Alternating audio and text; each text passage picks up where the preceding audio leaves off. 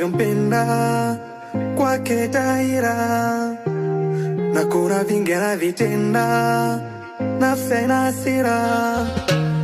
Jendo nipa hadi kiyama kututenga Mwenyezi. Jendo bawa samaki mezama kuchomoka siwezi.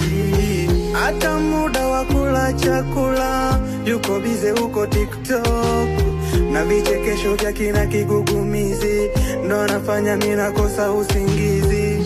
Malipa mapenzi ndo haya, kumwacha siwezi, so sawa, wacha nimeze tu dawa nijitibie. Malipa mapenzi ndo haya.